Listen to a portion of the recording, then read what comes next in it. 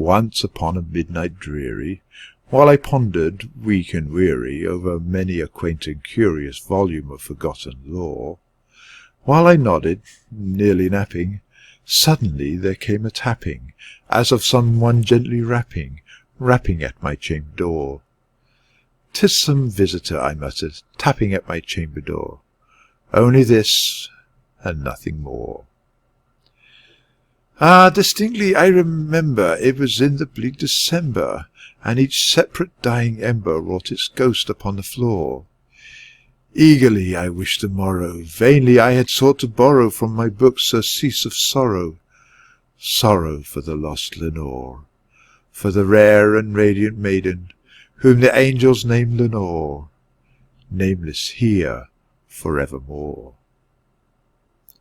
And the silken, sad, uncertain rustling of each purple curtain thrilled me, filled me with fantastic terrors never felt before, so that now, to still the beating of my heart, I stood repeating, "'Tis some visitor entreating entrance at my chamber door, some late visitor entreating entrance at my chamber door.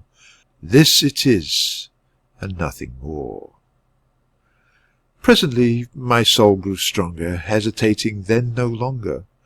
"Sir," said I, or "Madam, truly your forgiveness I implore. But the fact that I was napping, and so gently you came rapping, so faintly you came tapping at my chamber door, that I scarce was sure I heard you." Here I opened wide the door. Darkness there, and nothing more. Deep into that darkness peering, long I stood there wondering, fearing, doubting, dreaming dreams no mortal ever dared to dream before. But the silence was unbroken, and the stillness gave no token, and the only word there spoken was the whispered word, "Lenore?" This I whispered, and an echo murmured back the word, "Lenore." Merely this, and nothing more. Back into the chamber turning, all my soul within me burning, soon again I heard a tapping somewhat louder than before. "Surely," said I, "surely that is something at my window lattice. Let me see then what thereat is, and this mystery explore. Let my heart be still a moment, and this mystery explore. 'Tis the wind, and nothing more." Open here I flung the shutter, when, with many a flirt and flutter, in there stepped a stately raven of the saintly days of yore. Not the least obeisance made he, not a minute stopped or stayed he, but with mien of lord or lady perched above my chamber door, perched upon the bust of Pallas, just above my chamber door, perched and sat, and nothing more. Then this ebony bird, beguiling my sad fancy into smiling, by grave and stern decorum of the countenance it wore. "Though my crest be shorn and shaven, thou," I said, "art sure no craven, ghastly grim, and ancient raven, wandering from the nightly shore. Tell me what thy lordly name is on thy night's Plutonian shore." Quoth the raven, "Nevermore." Much I marvelled this ungainly fowl to hear discourse so plainly, though its answer little meaning, little relevancy bore. For we cannot help agreeing that no living human being ever yet was blessed with seeing bird above his chamber door, bird or beast upon the sculptured bust above his chamber door, with such name as Nevermore. But the raven, sitting lonely on the placid bust, spoke only that one word, as if his soul in that one word he did outpour. Nothing farther than he uttered, not a feather than he fluttered, till I scarcely more than muttered, "Other friends have flown before. On the morrow he will leave me, as my hopes have flown before." Then the bird said, "Nevermore." Startled at the stillness broken by reply so aptly spoken, "Doubtless," said I, "what it utters is only stock and store, caught from some unhappy master, whom unmerciful disaster followed fast and followed faster, till his songs one burden bore, till the dirges of his hope that melancholy burden bore of never, nevermore.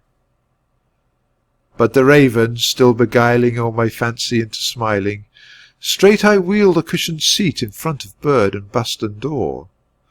Then upon the velvet sinking, I betook myself to linking fancy unto fancy, thinking what this ominous bird of yore, what this grim, ungainly, ghastly, gaunt, and ominous bird of yore meant in croaking nevermore. This I sat, engaged in guessing, but no syllable expressing to the fowl whose fiery eyes now burned into my bosom's core. This and more I sat divining, with my head at ease reclining on the cushion's velvet lining, that the lamplight gloated o'er, but whose velvet violet lining, with the lamplight gloating o'er, she shall press, nevermore. Then methought the air grew denser, perfumed from an unseen censer, swung by seraphim whose footfalls tinkled on the tufted floor. Wretch, I cried, thy God hath lent thee, by these angels he hath sent thee, respite, and nepenthe from my memories of Lenore. Quaff, oh quaff this kind nepenthe, and forget this lost Lenore. Quoth the raven, nevermore. Prophet, said I, thing of evil, prophet still, if bird or devil, whether tempter sent, or whether tempest tossed thee here ashore, desolate, yet all undaunted, on this desert land enchanted, on this home by horror haunted, tell me truly, I implore, is there balm in Gilead? Tell me, I implore. Quoth the raven, nevermore. Prophet, said I, thing of evil, prophet still, if bird or devil, by that heaven that bends above us, by that God we both adore, tell this soul with sorrow laden, if, within the distant Aidenn, it shall clasp a sainted maiden, whom the angels name Lenore, clasp a rare and radiant maiden, who the angels name Lenore. Quoth the raven, nevermore.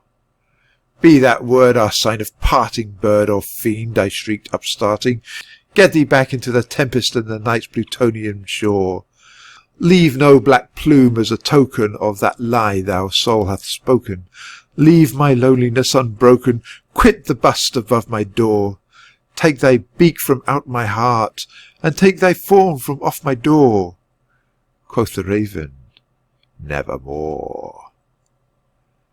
And the raven, never flitting, still is sitting, on a pallid bust of Pallas just above my chamber door. And his eyes have all the seeming of a demon's that is dreaming, and a lamplight o'er him streaming throws his shadow on the floor. And my soul from out that shadow that lies floating on the floor shall be lifted nevermore.